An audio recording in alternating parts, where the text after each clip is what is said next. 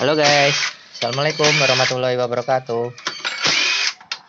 Oh ya, kali ini kita bikin tutorial untuk perawatan CVT setiap pemakaian 25.000 kilo ya. Nah, kita kebetulan nih motor ada sedikit trouble, pas angkatan agak sedikit getar dan tenaga kurang. Nah, biasanya di usia 25.000 kilo itu biasanya ini waktunya pengecekan bagian fan belt ya, fan belt, rumah roller, pokoknya bagian area CVT lah. Kita langsung buka aja ya. Nah, kita lihat kondisinya. Untuk buka area belakang nih, untuk puli belakangnya buka pakai kunci 19. Oh iya, ini ternyata silnya agak rembes teman-teman. Ini kayaknya sih ada sedikit gemuk, ini kayaknya dari sil bagian puli. Nah, untuk ini kita buka dulu yang bagian depan buat nyopot bagian fan beltnya. Soalnya ini kelihatan sedikit agak retak sih fan beltnya. Kita cari dulu nih kunci 22.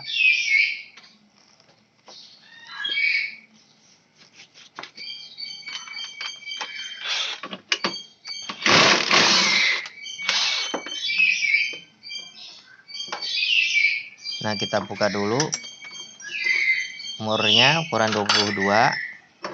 Terus kita buka untuk puli luarnya. Nah, kita cabut. Nah, ini nih teman-teman nih. Ini agak retak tuh ya kan. Kelihatan nggak teman-teman? Nggak gitu kelihatan ya. Nah, ini bagian puli depannya kita buka nih. Nah, untuk pisletnya ini agak sedikit longgar ya kan. Nanti kita ganjel aja. Kalau nggak diganjel ya kita ganti. Nah, itu kan longgar tuh.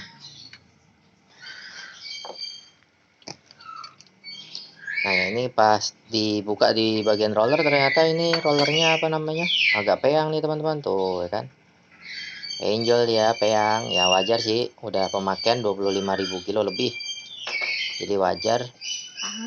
Jangan lupa untuk pengecekan di bagian CVT-nya ada rembesan oli atau enggak, karena kalau sampai ada rembes seperti ini biasanya nanti bikin fan beltnya agak sedikit licin dia, slip. Nah, kebetulan ini ada sedikit rembes cuman bagian seal belakangnya. Oke, next kita langsung bersihkan dulu untuk area bagian yang terkena minyak. Kita bersihkan dulu seperti bagian puli roller nih. Nah, nanti kita bersihkan tuh banyak gemuknya.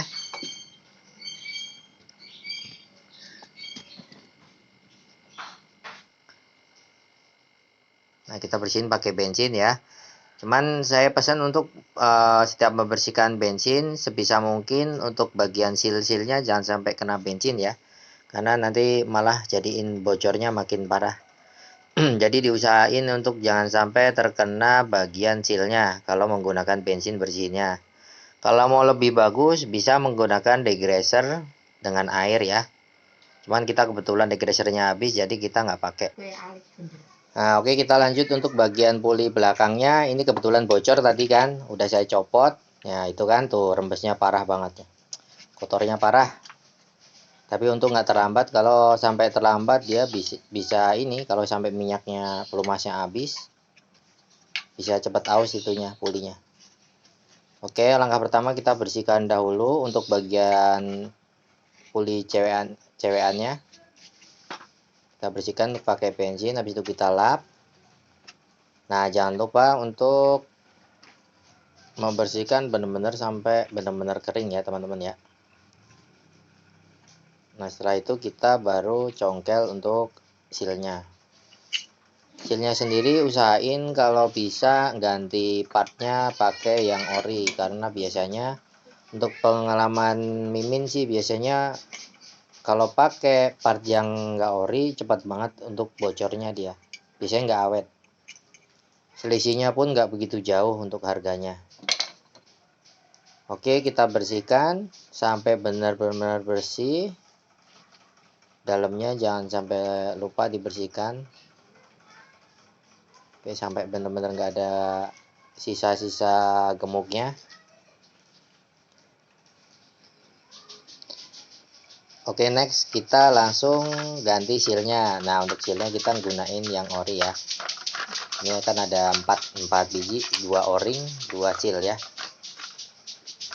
Nah, biasanya nih Mimin kalau sama masang untuk sealnya langsung aja dipasang, kita nggak pakai apa-apa, nggak perlu diketok-ketok ya.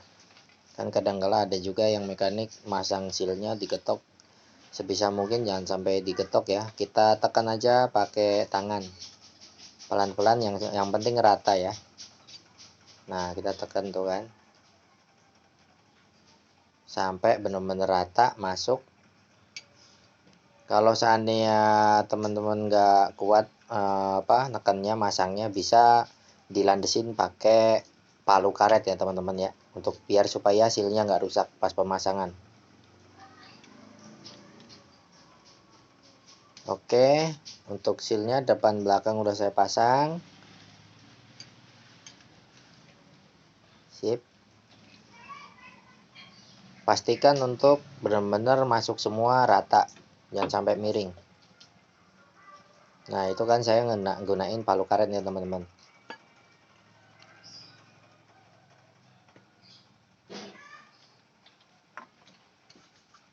Oke, setelah itu kita langsung pasang di puli cowokannya. Cuman jangan lupa dibersihin dulu ya. Pastikan untuk puli cowokannya belum baret, karena kalau baret kita ganti seal pun biasanya nggak bakal awet. Nah, oke, setelah itu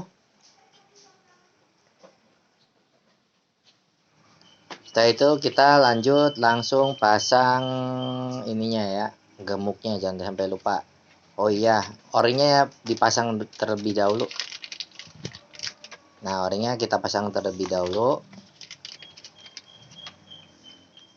Oke, kita pasang dulu o-ringnya.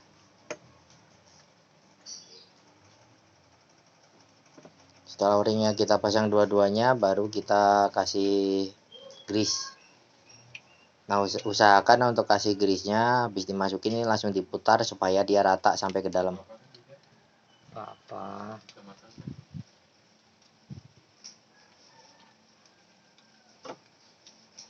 Nah, kita masukin terus kita putar sampai benar-benar rata, baru nanti kita pasang pennya. Jadi supaya ruangan yang di dalam terisi. Karena kalau kita kita cuma langsung pasang di area cowakannya, biasanya nggak masuk ke dalam dia. Nah, setelah itu baru kita pasang untuk bagian pen slidernya dulu ya. Jangan lupa untuk pen slidernya kita bersihkan dulu. Ini malah bingung nih nyarinya. Tadi naruhnya di mana ini? Oh iya, ini nih, ketemu.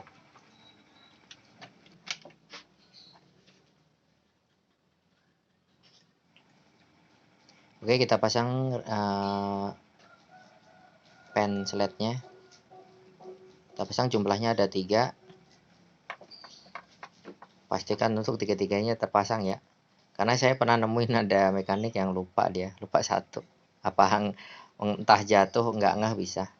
Nah, setelah itu kan masih ada sisa tuh di ininya, di jalurnya yang belum ada gemuknya. Langsung dimasukin lagi, gemukin, penuhin ya. Usahakan untuk gemuknya sampai penuh. Oke, kita ratain pakai tangan. Setelah gemuknya udah masuk semua, baru kita pasang tutupnya.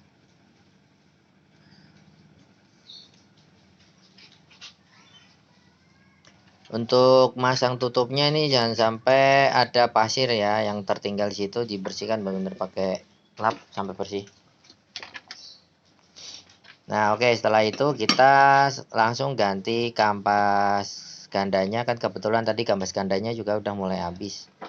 Nah, ini Mimin pakai kampas gandanya pakai Nex nih teman-teman. Untuk bit itu bisa pakai Nex. Bisa langsung PNP juga bisa. Ini kebetulan Mimin langsung PNP jadi tanpa mindahin ya kan.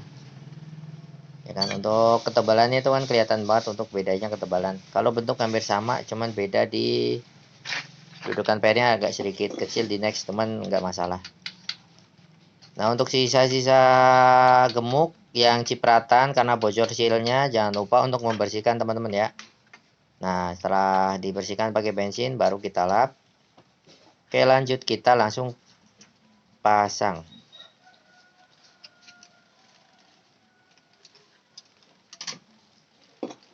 Nah, oke. Nah, biasanya Mimin nih kalau masang nih biasanya kita tekan nih kan pakai kaki ya kan, untuk mempermudah.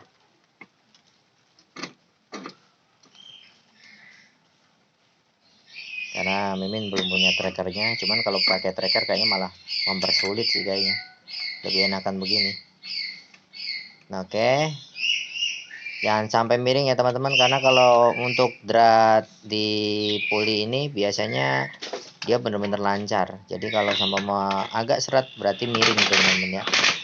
Nah, setelah itu kita kencangkan.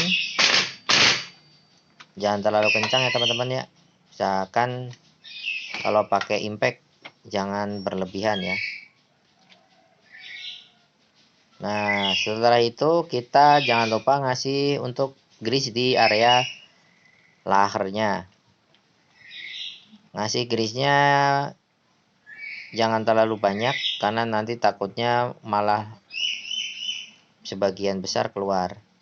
Jadi yang penting untuk area pelornya dia kebasahan grease.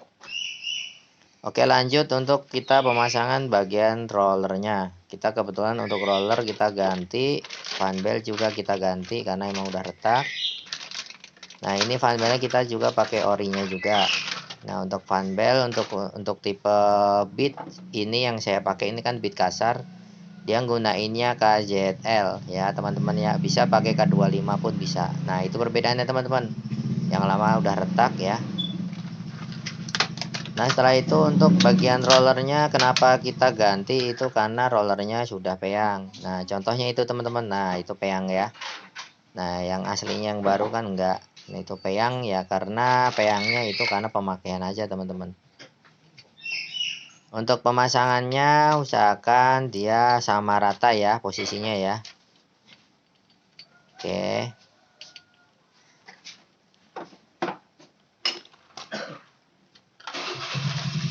Oke, lanjut untuk kita pasang tutupnya. Untuk pemasangan penutupnya kebetulan tadi slidernya kan rusak. Kebetulan gini slidernya kita ganti teman-teman.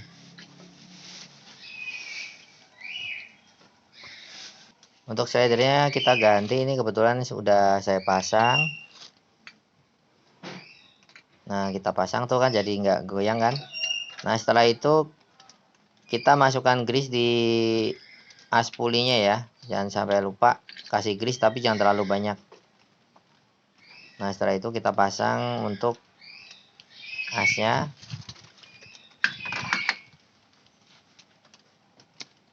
Usahakan jangan sampai lupa ngasih grease di area as puli rumah roller ya. Karena sering tuh kelupaan, kalau sampai lupa dia nggak dikasih pelumas biasanya dia bikin cepet aus. Nah, untuk pemasangan panbelnya kalau untuk Honda nggak ada arahnya teman-teman ya, dia bolak-balik sama. Oke, habis itu kita pasang gearnya, gear besarnya. Setelah itu kita pasang untuk kipasnya. Jangan lupa teman-teman sebelum masang pastikan tidak ada minyak ya. Kita bersihkan benar-benar sampai bersih. Oke, lanjut untuk bagian pemasangan murnya. Nah, ringnya jangan sampai lupa teman-teman ya. Ring habis itu mur 22. Nah, setelah itu kita langsung pasang untuk panbelnya. Nah, untuk pemasangan panbel pastikan untuk as pulinya dibersihkan dahulu ya. Nah, setelah itu kita tekan area pulinya. Nah, seperti itu untuk mempermudah masuknya. Nah, setelah masuk baru kita pasang mangkoknya. Nah, untuk mangkoknya ini kan tadi bekas ada bekas-bekas ini nih apa namanya? cipratan grease ya. Jangan lupa untuk dibersihkan, bisa dengan karbu cleaner bisa. Kita bersihkan, yang penting dia nggak ada minyak lagi teman-teman ya. Nah gitu, setelah benar-benar bersih baru kita pasang, karena kalau sampai lupa kita bersihkan nanti yang ada selip. Oke, setelah itu kita pasang ringnya dan pasang untuk mur 19 nya. Setelah udah kepasang, nah kita kencangkan. Kebetulan nih Mimin ngencanginnya pakai impact ya teman-teman. Nah tapi torsinya agak diturunin, karena kalau nyopot sama masang itu kan beda. Kalau nyopot itu butuh torsi gede, tapi kalau masang nggak perlu. Dan seandainya teman-teman takut dol, usahakan pakai manual aja. Nah setelah itu kita pasang untuk baby starternya teman-teman ya. Kita pasang untuk baby starternya. Nah baby starternya itu biasanya kan sering ada karat teman-teman. Nah jangan sampai lupa ngasih untuk pelumas di ujung gear kecilnya ya.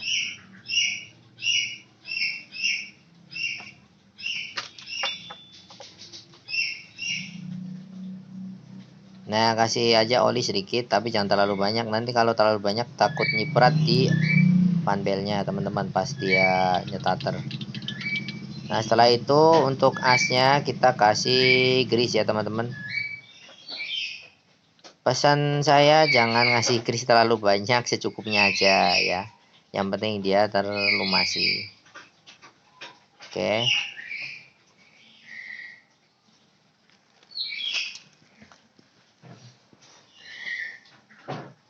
Nah, untuk area gininya juga dikasih gemuk, cuman sedikit saja. Nah setelah itu kita pemasangan. Terus jangan lupa untuk memasang tutupnya teman-teman ya.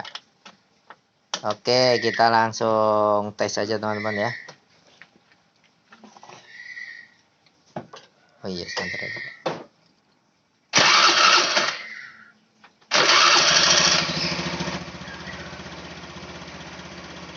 Kita langsung nyalakan, tapi jangan sampai lupa untuk setiap nyetater kondisi bak CVT-nya belum ditutup. Untuk starter kasar ditahan gear kecilnya teman-teman ya, biar nggak selip. Oke teman-teman ya, suaranya halus ya. Aduh, kameranya meleot ini gara-gara kena getaran. Nah oke, setelah nyala biasanya untuk kampas kopling yang baru itu bakalan muter gini teman-teman nih. Tandain kalau kampas kopling yang masih sehat itu biasanya pas kita nyalakan standar tengah itu biasanya dia rodanya ikut berputar pelan-pelan teman-teman. Oke, kita lanjut langsung ke pemasangan tutupnya teman-teman ya. Jangan sampai lupa untuk pemasangan tutupnya kita lumasin dulu di gear selahnya. Gunain oli boleh. Setelah itu kita lanjut langsung kasih gemuk di as pulinya. Tapi jangan terlalu banyak, secukupnya aja. Oke, lanjut. Oke, setelah itu kita langsung pasang tutupnya.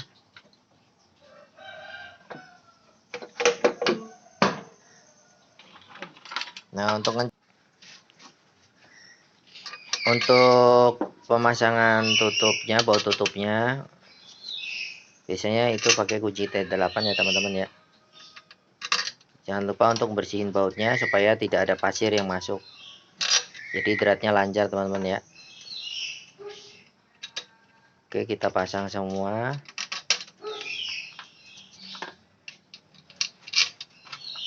Satu persatu.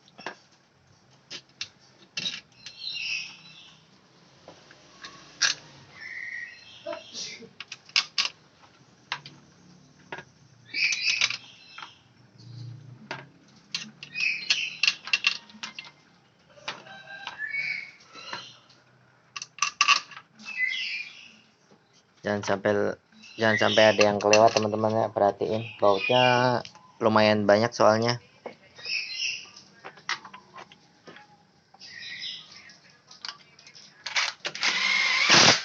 Jangan bautnya sekitar 14 baut di bagian luar. Oke, kita kencangkan. Kencanginnya jangan langsung kencang ya teman-teman, asal mepet aja dulu.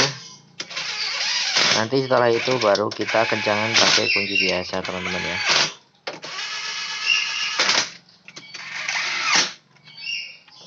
Oke, setelah itu kita kencangkan pakai kunci T.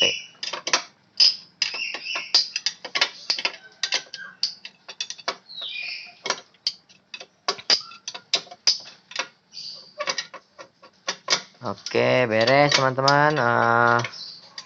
Kita tinggal pasang tutup bagian depannya. Setelah semua kencang, dicek semua, kita tinggal tutup bagian depan yang kita kencangkan. Kita pasang.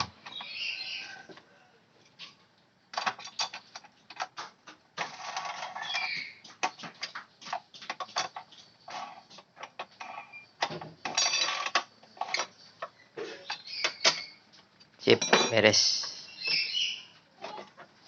Oke, jangan lupa ngasih pelumas di selahan ya teman-teman ya. Kadang suka macet. Biar makin awet dia nggak aus.